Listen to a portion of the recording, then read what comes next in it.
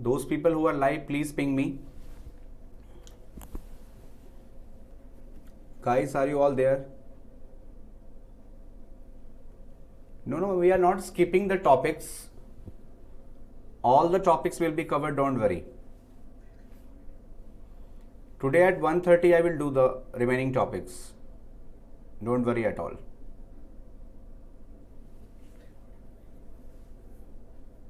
You will get all the topics. Don't worry for that. Good morning. Actually, I was stuck in traffic today. All the routes have been rerouted today and there is a lot of mess over the roads.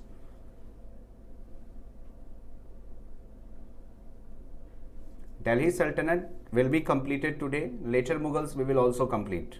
Don't worry at all. Actually, at present we are running according to the schedule. But those things which are missing, that all parts will be covered. Don't worry at all. Guptas I will clear later. Mauryas I will clear. Don't worry. Delhi Sultanate, in that particular topic we are left with the Tughlaqs and Lodhis, Sayyid dynasty. Everything will be cleared. Don't worry at all. And really sorry for the today's delay because it's been more than 2.5 hours I was stuck in traffic. My both legs are paining. While driving, it was too hectic to drive today. I don't understand what the traffic police are doing here in Delhi NCR. They are very much making the things complex for we people. That is why the session was delayed. There is no other reason behind it.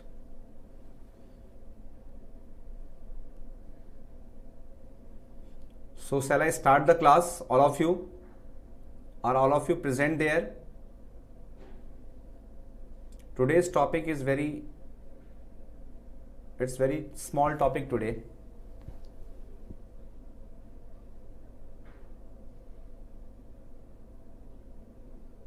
Okay.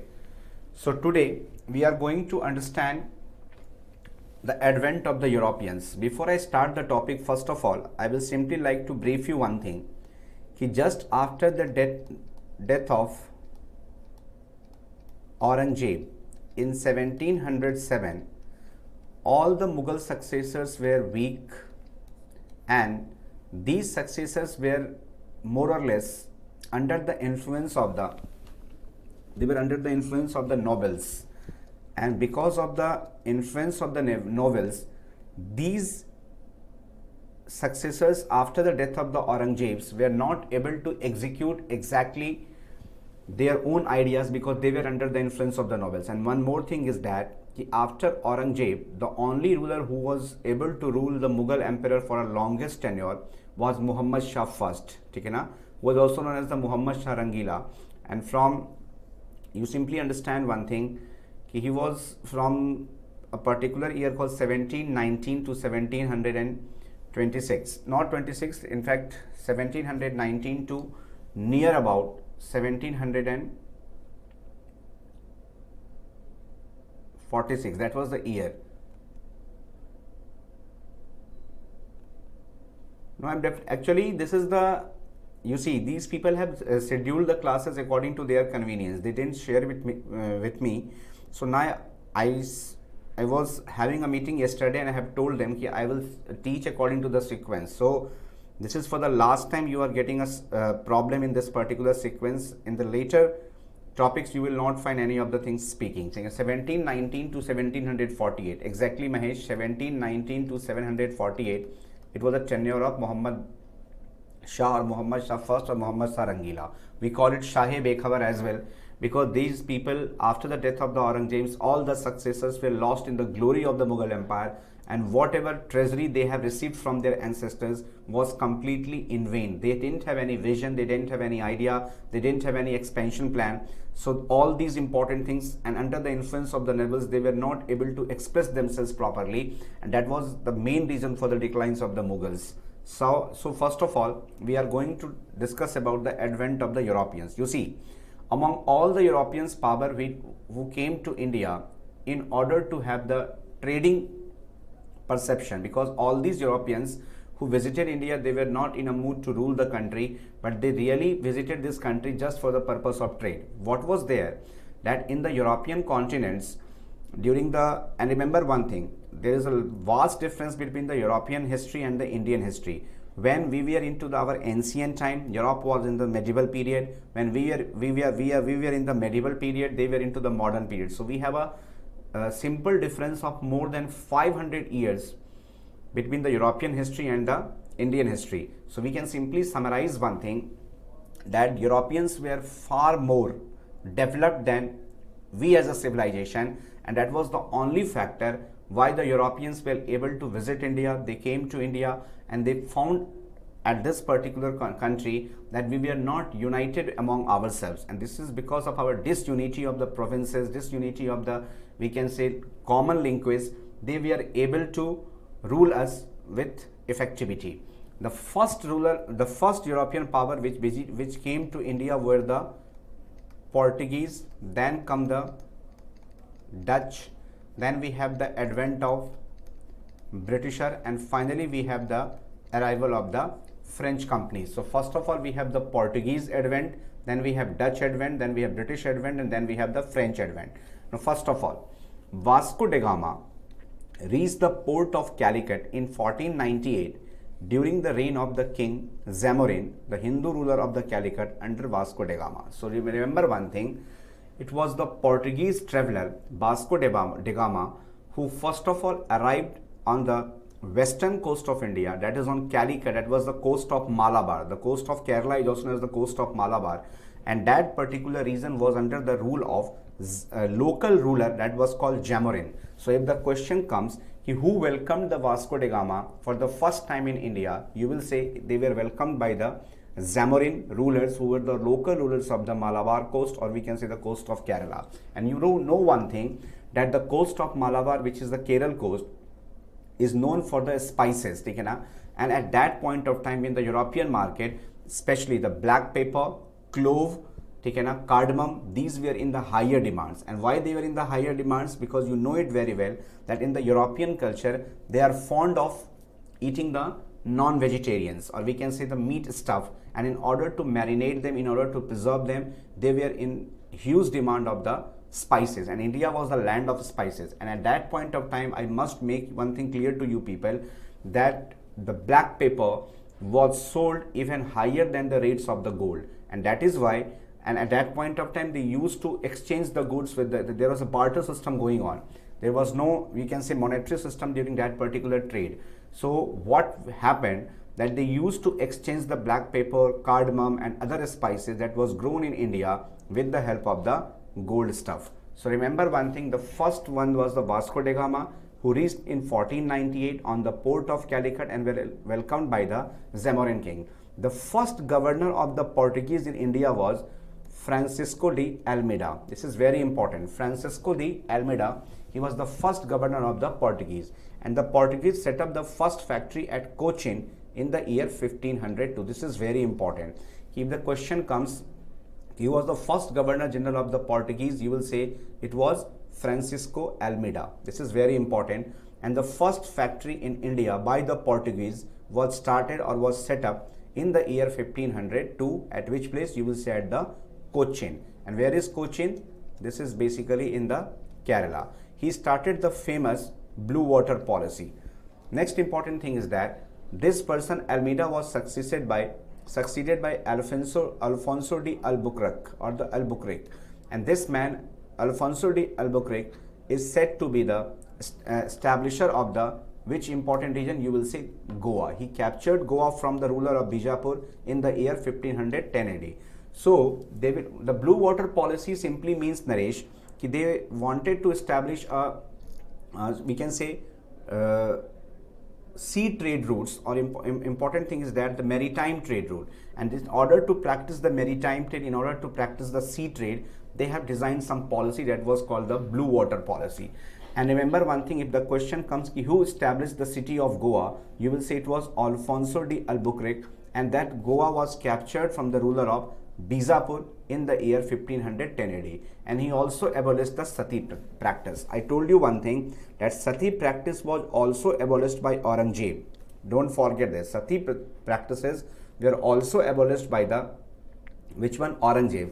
So whatever sati practice was left over, which was still prevalent in the society, that was completely abolished by the which one? You will say Alfonso de Albuquerque. And one of the famous mangoes that is grown in Ratnagiri on the Konkan coast is also named after the Alfonso. You might have heard about the Alfonso mangoes.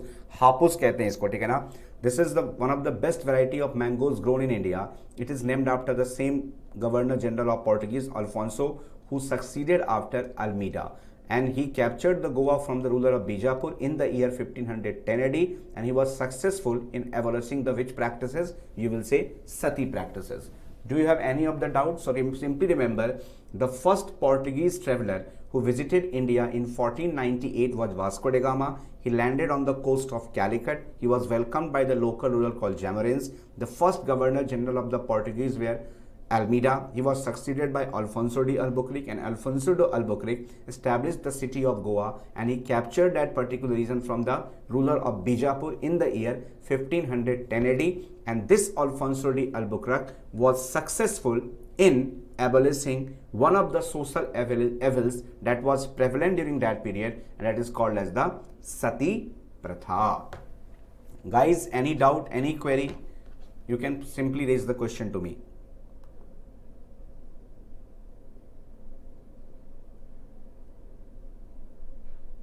All of you, can you please tell me? Is it clear?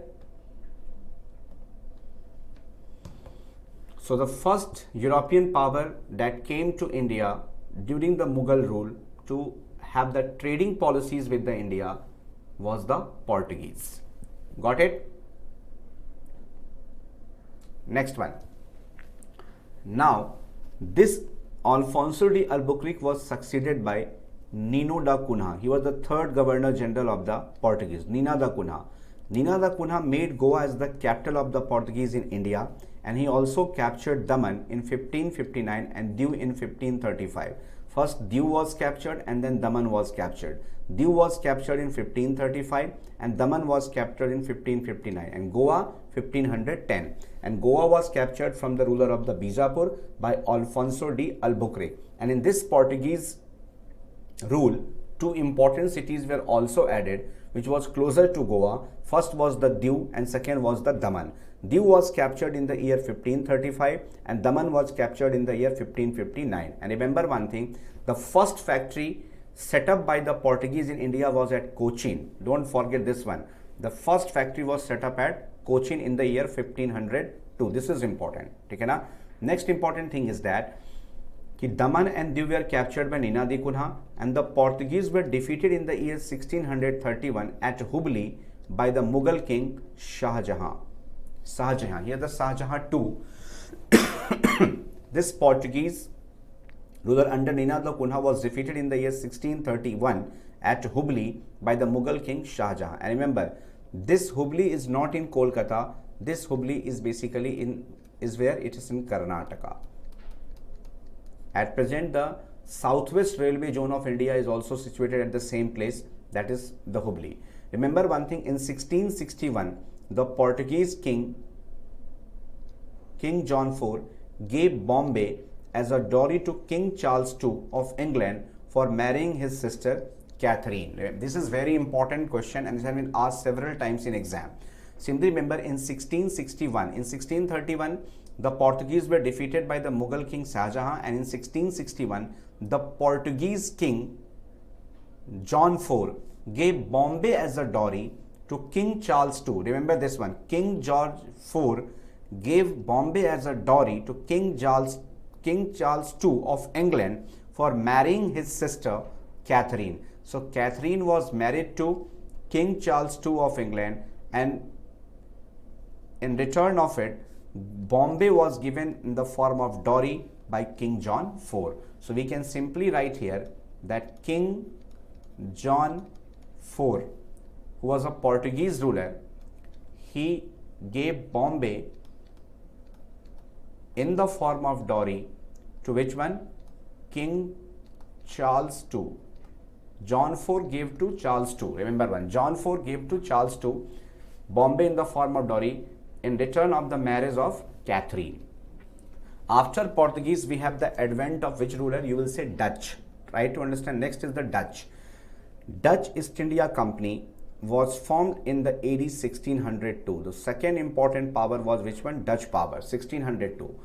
They set up their first factory at Masulipatam in 1605. Their other factories were at Pulicat, Chinsura, Patna, Balasore, Nagapatnam, Cochin, Surat, Karaikal and Kasim Bazar. These are the important locations where the factories were set up by the Dutch East India Company, which was formed in the year 1602. So remember one thing, that Dutch East India Company was formed in 1602 AD, and they set up their first factory at the which places? You will say at the Masulipatam in 1605. This is most important.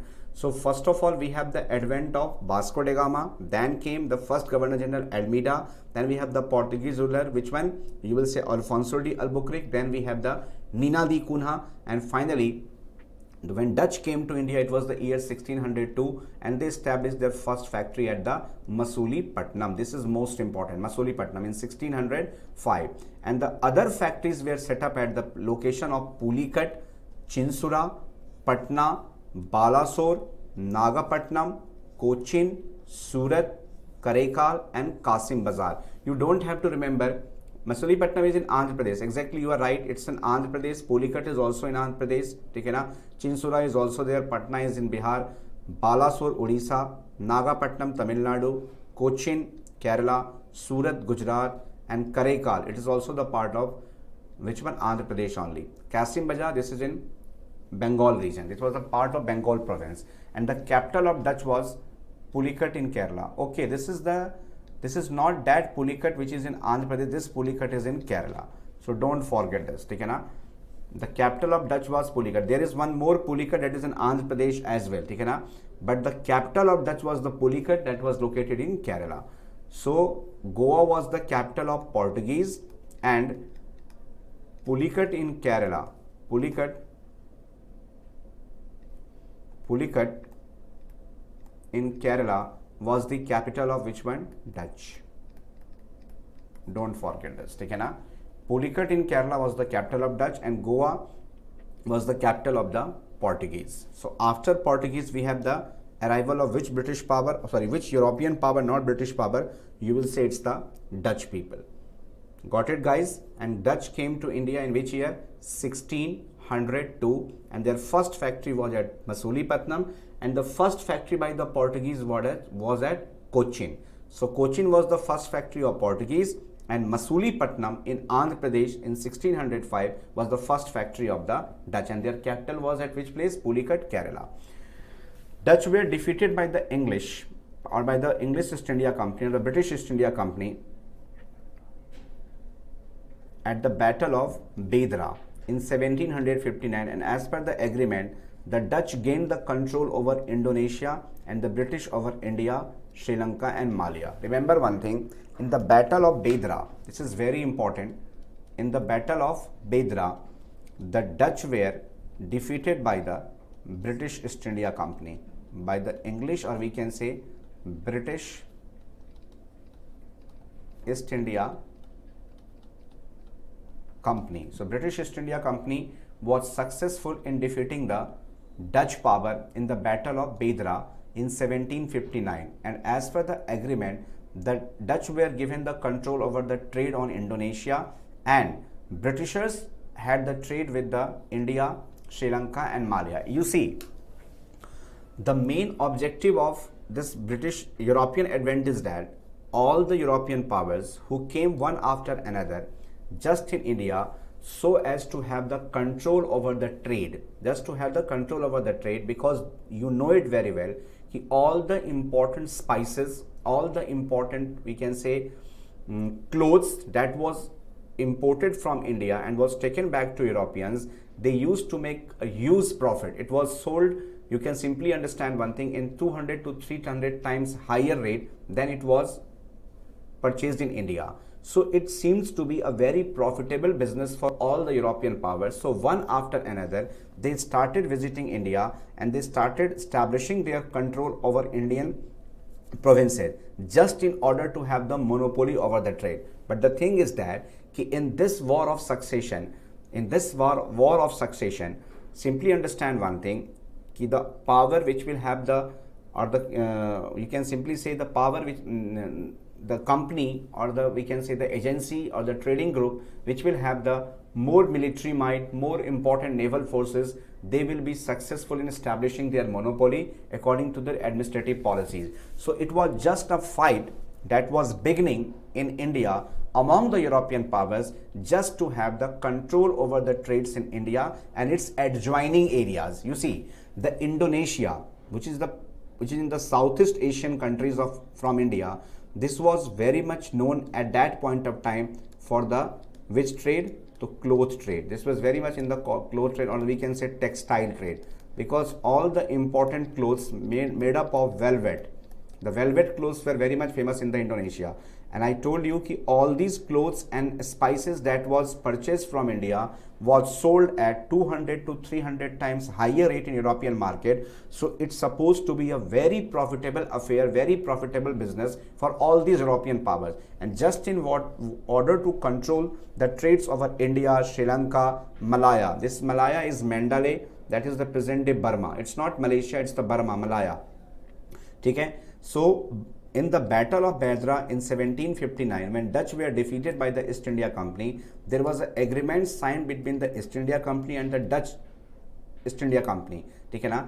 And according to that agreement, the control over the trade of Indonesia was given to the Dutch, and British had the control over trade in India, Sri Lanka and Malaya. So you can simply understand one thing, after the Battle of Badra, a treaty was signed between the East India Company and the Dutch East India Company just in order to share the burden of trades in a specific region. So remember one thing, after the Battle of Badra, the control over the trade of Indonesia was handed over to the Dutch, and the control over the trade in India, Sri Lanka and Malaya was with the British East India Company. Now comes the most important European power which ruled India for more than 350 years, and all our freedom fighters who struggled just in order to make India a sovereign state.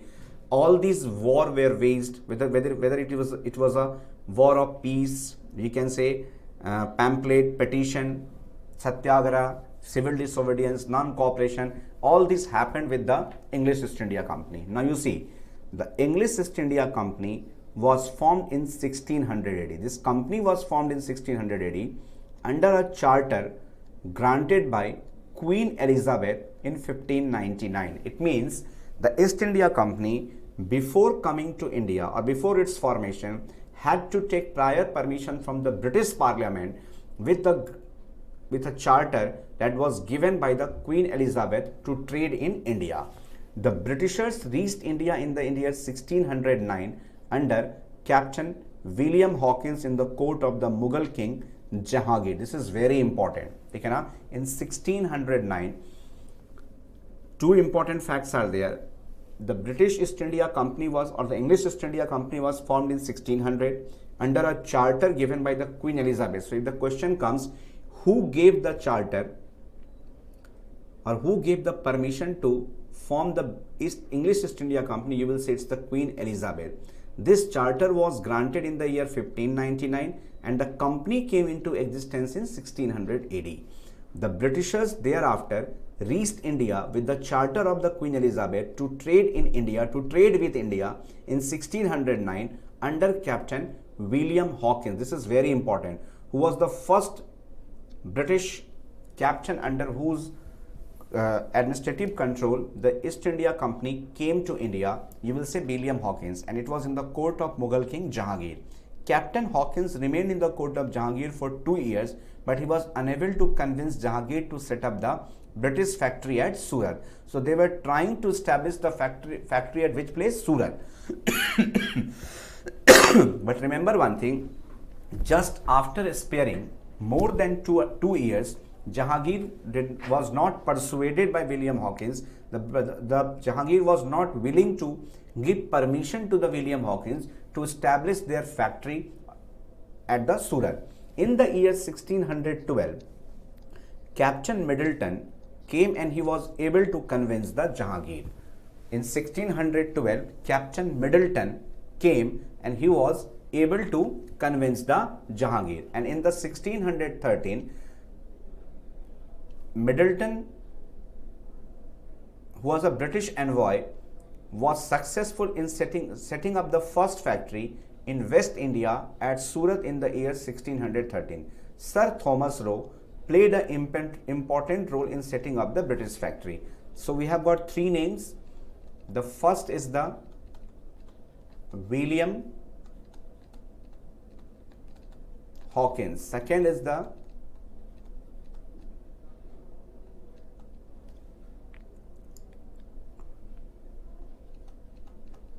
Middleton, and third was Sir Thomas Roe. We have three important names.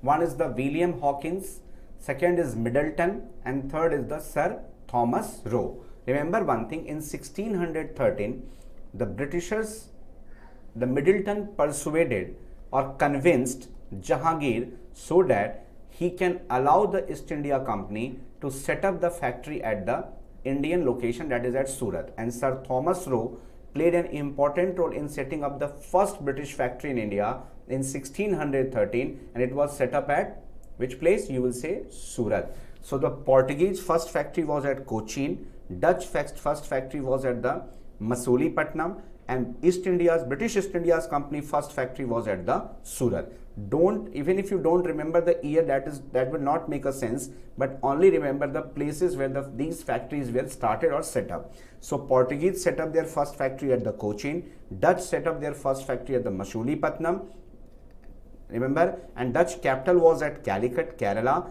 and Portuguese capital was at Goa, and Goa was established or captured from the king of Bijapur in 1510 by Alfonso de Albuquerque. Now when we talk about East India Company, I told you that the East India Company was established in the year 1600 under the charter given by the Queen Elizabeth. They came to India in 1609, and it was William Hawkins under whose administration the East India Company arrived in India during the tenure of the Mughal Emperor Jahangir. He spent 2 years in the court of Jahangir and tried to convince him to start their first factory at the Surat. But he was not convinced, Jahangir was not convinced by the William Hawkins. Then came the Middleton, and he was able to convince the Jahangir by giving more and more profit share in the trade practices. And finally, it was Sir Thomas Roe who helped East India Company to set up their first factory at Surat in 1613.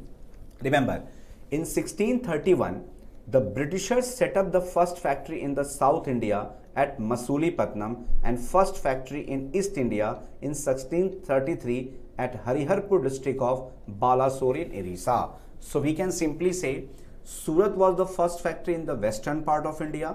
Second factory was at the Masulipatam, that is in Kerala, in 1631, just reverse 1331, and in 1633 they were able to set up their first factory in the east coast of India, that is at the Balasore district in Orissa, and that was given the name Hariharpur. So we have three factories. First was the Surat, then came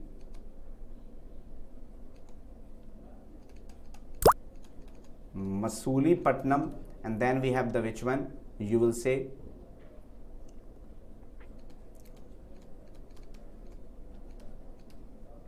Hariharpur.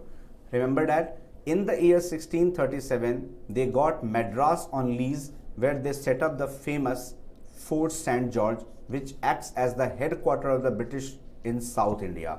So the entire trade of the South India, of the East India Company, was controlled from a particular place called Fort St. George, which was set up at Madras in 1637. This is very important question. Where is the Fort George? So Fort St. George was set up at Madras. Fort St. George was set up at Madras in the year 1637. Don't forget this. So we can simply summarize the name of the factories. The first is as the Surat, second Masulipatam, third Hariharpur, and fourth is the Madras. Try to understand this.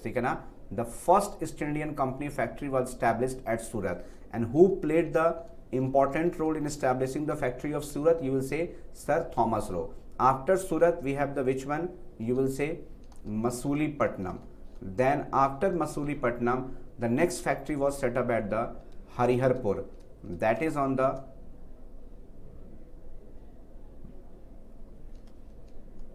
Orissa.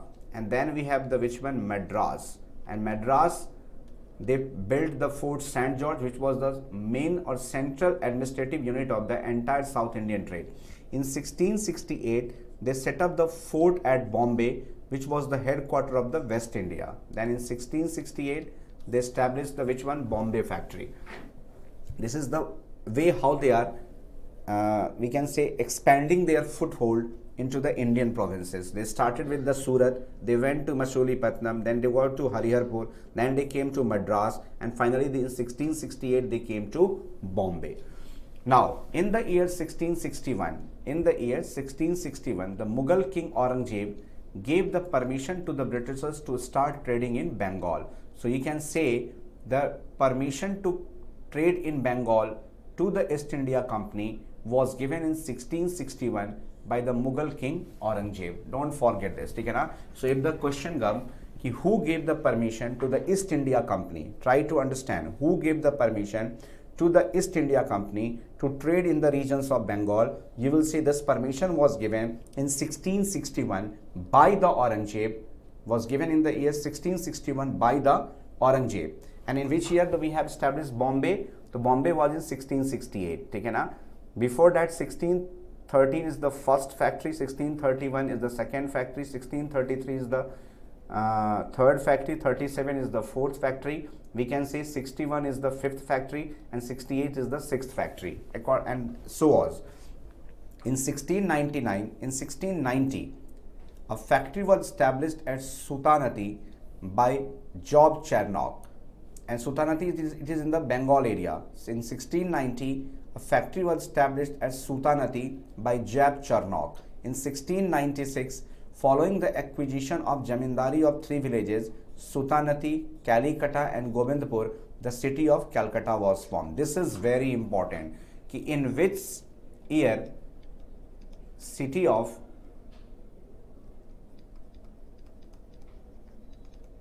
Calcutta was founded? You will see the city of Calcutta was founded in 1696 after amalgamating three important regions. First is the Sultanati,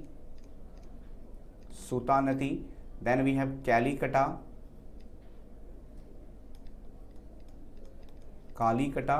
and third is the Govindpur. This is a very important question that comes in your examination. Which were those cities, which were those three villages whose zamindari was given to the East India Company following the acquisition of zamindari of three villages, Sultanati, Kalikata and Govindpur. Try to learn this one. Bengal will come first and Bombay will be next one, because Bengal is in 1661 and the Bombay is in 1668. Bengal was in 1661 and Bombay was in 1668 and Calcutta 1696. This is very important question. In which year Calcutta was made as the headquarter of the East India Company in the eastern regions of the country? Then you will see in 1696, after they got the Jamindari of three important villages of the Bengal, that was Sultanati, Kalikata and Govindpur. This is very important. Sultanati, Kalikata and Govindpur. And through this city of Calcutta was formed, and Fort William was set up in 1696, which acts as the headquarter of the East India Company. So we have two forts. One is the Fort William, that was in Calcutta, and it is presently the secretariat of the Calcutta government, of the Bengal government, not the Calcutta government. Sent Fort William. This is very important. Fort William. It was constructed at Calcutta, and Calcutta was established in 1696 after getting the Jamindari of three important villages, that is Sultanati, Kalikata and Govindpur. In 1717, John Sherman obtained a farman from the Farrukhsiyar, which gave large concessions to the company and this Farman has been called the Magna Carta of the company. It means in 1717, the British East India Company, under the rule of John Sherman, was able to convince the then Mughal Emperor Farrukhsiyar, which gave him the large concessions to the company. It means you can simply understand that Farrukhsiyar was told कि we will trade in India, whatever profit we will earn, we will give you the higher share into that particular part. Farrukhsiyar came to realize that I have to do nothing and I will earn a lot, and based on that particular convincing, he was able to permit East India Company that you trade anywhere in India, and whatever the total volume of trade you earn, it should be in the larger proportion given to the Mughal treasury, and he was able to convince the Farrukhsiyar in 1717. Then Battle of Plassey in 1757. This was the most decisive battle. Two important battles will be more decisive: Battle of Plassey and Battle of Buxar, in which English defeated Siraj-ud-Daulah, the Nawab of Bengal. And this particular Battle of Plassey entirely turned the fate of East India Company or fortunes of East India Company in our country. How? Because in this Battle of Plassey, the English East India Company we can say intervened in the war of succession of the Nawabs of Bengal, and Siraj-ud-Daulah was the Nawab of Bengal, and this Siraj-ud-Daulah was defeated by the East India Company's army just after a process of treachery. You will read in history when you prepare for the higher classes, you will come to know that this Siraj-ud-Daulah was betrayed by his own commander-in-chief, that is called Mir Jafar. ठीक है ना? And there were other people also who supported Mir Jafar against Siraj-ud-Daulah, and when they dethroned Siraj-ud-Daulah, they put Mir Jafar on the throne of the Nawab of Bengal. So the East India Company now began to intervene in the political system of each and every provinces, and they started creating a, you can say, divide and rule policy. What they did, they started bribing the lower officials, the close officials of the Nawabs, the close officers of the provincial rulers, just in order to dethrone them and in order to place their own man, just in order to have more and more profit. And they started this scene with the Battle of Plassey. 23rd March 1777 was the date on which this Battle of Plassey was fought, in which East India Company was successful in defeating the Siraj-ud-Daulah, who was the then Nawab of the Bengal. And after defeating Siraj-ud-Daulah, Mir Jafar was placed on the throne. Then came the Battle of Buxar in 1764.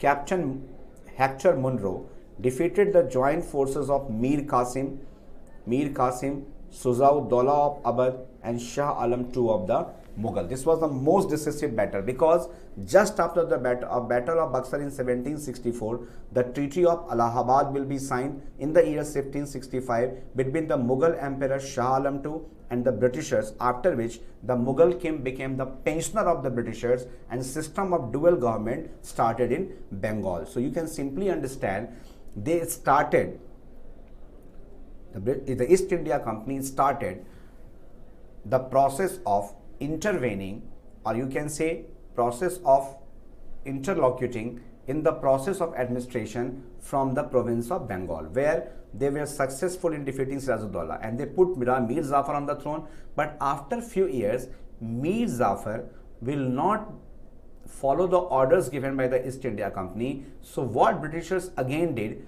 they started a revolt against the Mir Jafar, and they took into their confidence Mir Qasim, who was the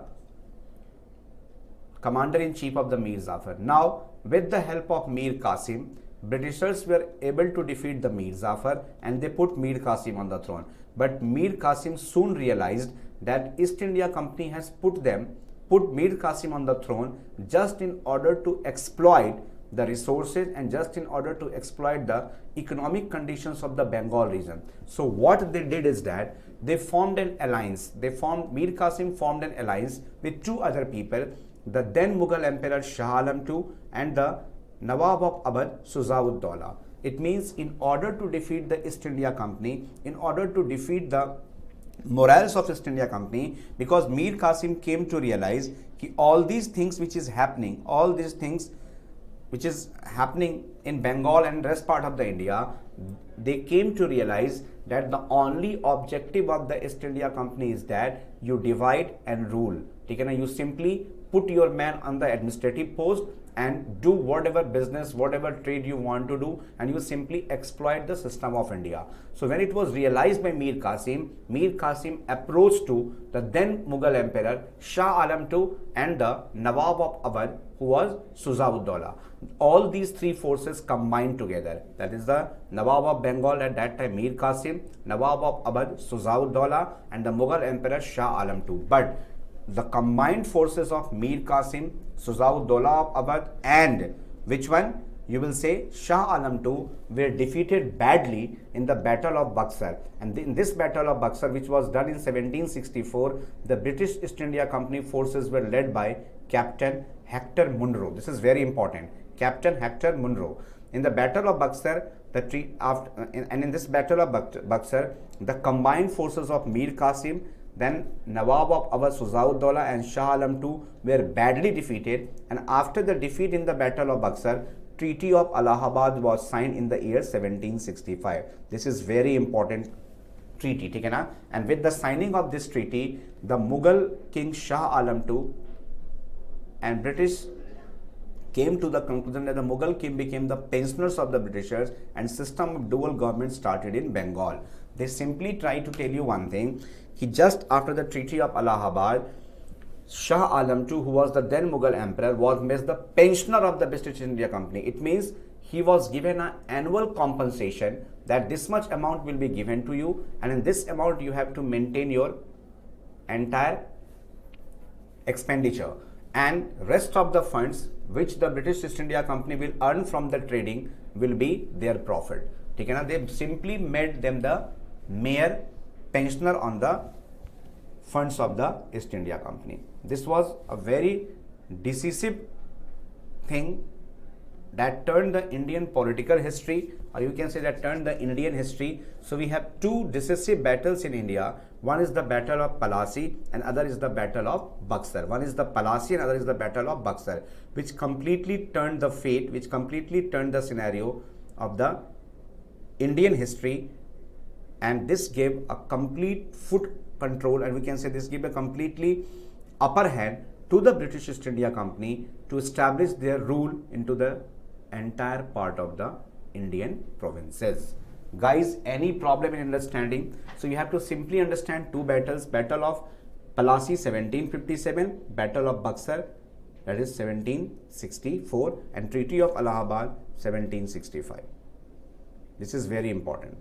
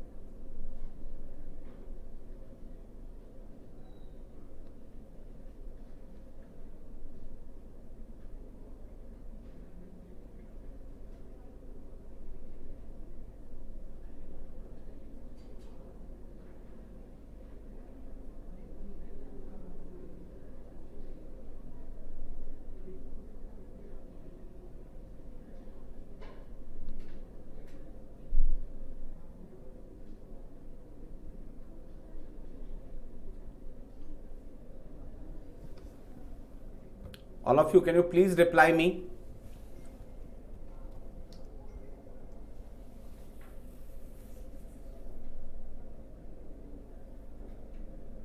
All of you.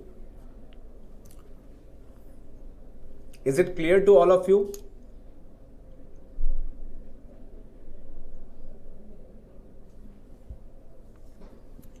So first European power to came in India was Portuguese, second was Dutch, third was Britisher. So now please tell me one thing, where was the first factory of Portuguese set up? The Portuguese set up their first factory at which place?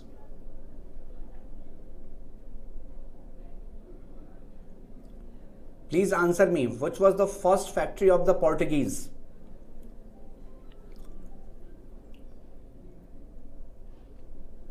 It was Cochin. Very good. What about Dutch? What about Dutch?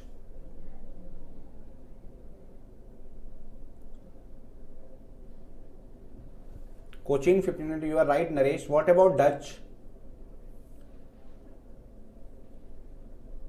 Was it at Pulicat or Masulipatam? It was at Masulipatam.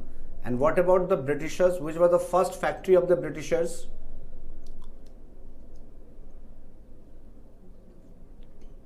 Where was the first factory of the Britisher?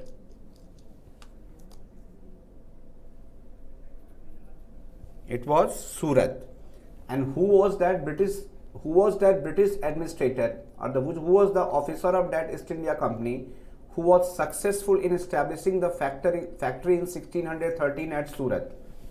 Which was that East India Company officer who was successful in establishing the factory at Surat in 1613? What was the name of that officer? Was it William Hawkins, Middleton, or it was Sir Thomas Roe? Very good, Naresh. It was Sir Thomas Roe. Very good. And after Surat, which was the second factory? Where was the second factory of the East India Company established? Where was the second factory of the East India Company established? Can you please tell me? First Surat, then Masulipatam, Hariharpur and Madras. ठीक है ना? Surat, Masulipatam, Hariharpur and Madras. And at the Madras they constructed which fort? At Madras which fort was constructed? At Madras which fort was constructed?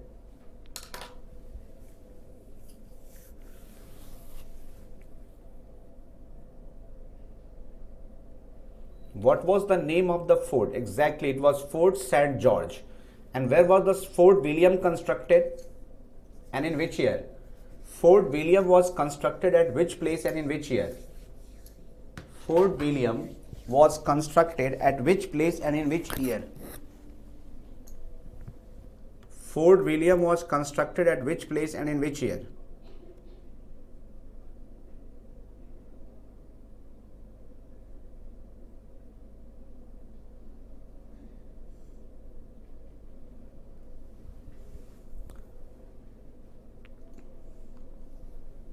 Fort William was established at Calcutta 1696 in the Bengal province. And can you tell me the city of Calcutta, which was established by Job Charnock in 1696, it included which three villages? What was the name of those three villages which combined to form the city of Calcutta?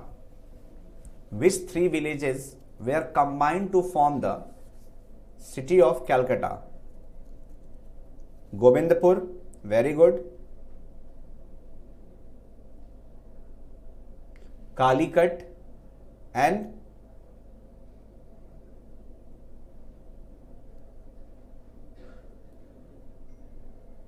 Sutanati, Kalikata and Govindpur. Very good. It was Sutanati, Kalikata and Govindpur. Very good. Sutanati, Kalikata and Govindpur.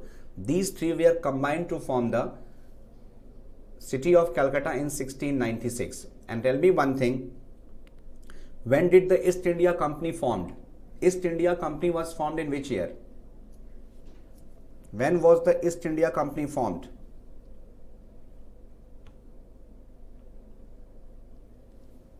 (1600). And who gave the charter to form the East India Company? 1600 AD. They came to India in 1609. And who gave the charter to form the East India Company? Queen Elizabeth. Very good. It was Queen Elizabeth. Very good, all of you. Now tell me, Nawab of Bengal Sirajud-Dowlah was defeated in which battle? Nawab of Bengal Sirajud-Dowlah, with the help of Mir Jafar, was defeated by the British East India Company in which battle and in which year? What was the name of that battle and in which year? Name of the battle and in which year? It was the Battle of Plassey in 1757. Very good. And Treaty of Allahabad was signed in which year? Treaty of Allahabad was signed in which year?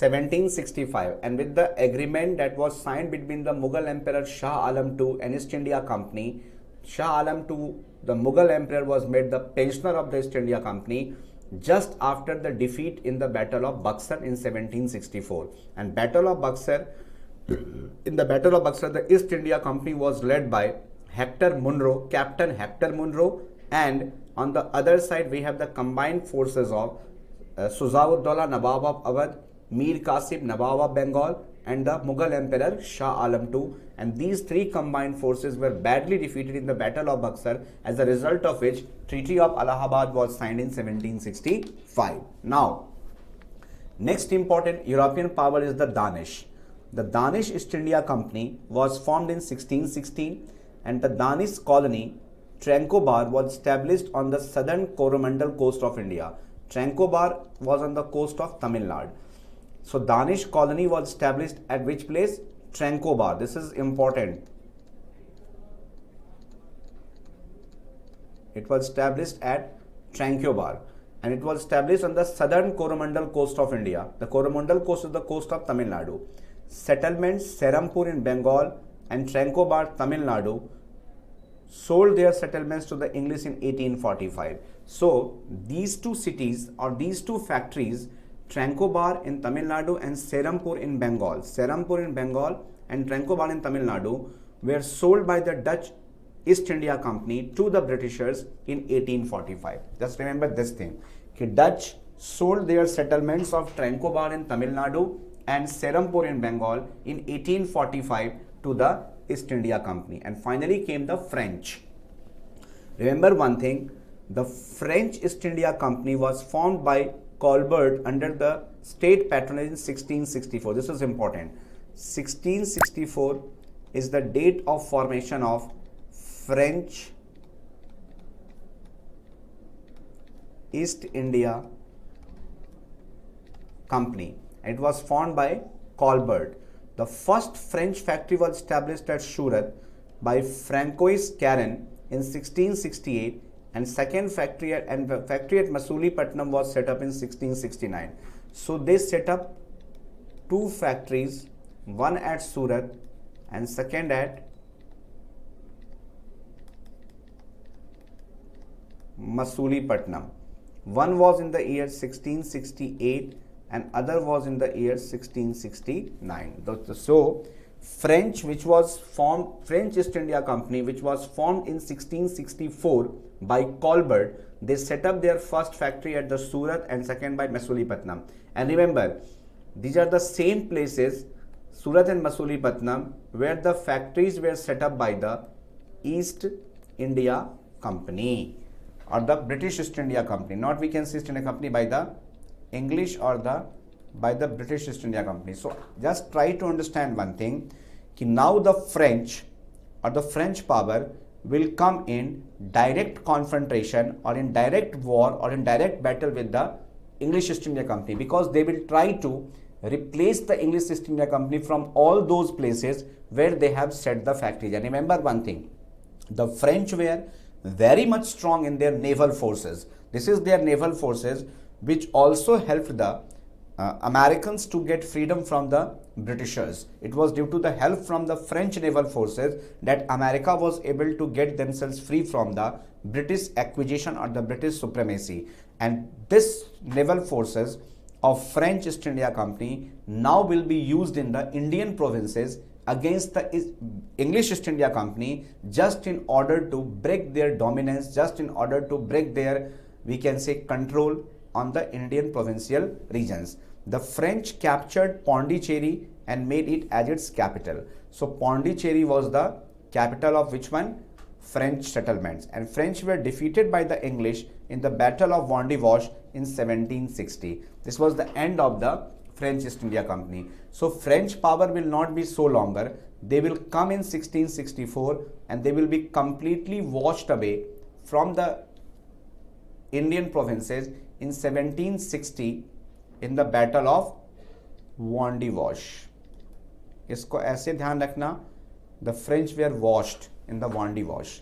So this was the Battle of Vendevoche, in which the French East India Company will be completely vanished. They will be completely rooted out, and they will be only confined to the regions of Pondicherry, because after this there will be a treaty signed between the English East India Company and the French East India Company, and under that treaty the East India Company will only give the Pondicherry location to the French to trade in India. And apart from Pondicherry, in this particular treaty it was mentioned that if the French wanted to establish some other factory, they will have to take the permission from the English East India Company. It means without the permission of the English East India Company, they cannot form any of the factories in India.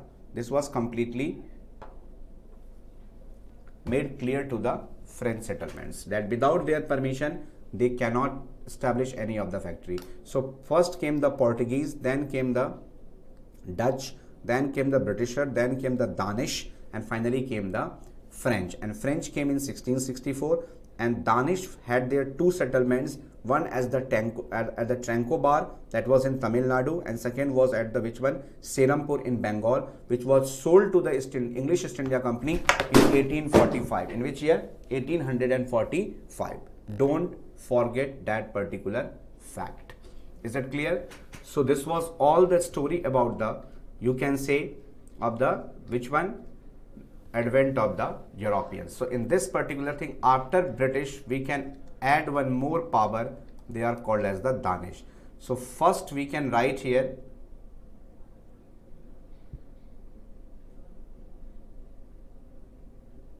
the first power will be the which one? You will say Portuguese, second will be Dutch, then will be Britishers, then it will be Danish, and last it will be which one? French. This is how they came to India. And French was in which year?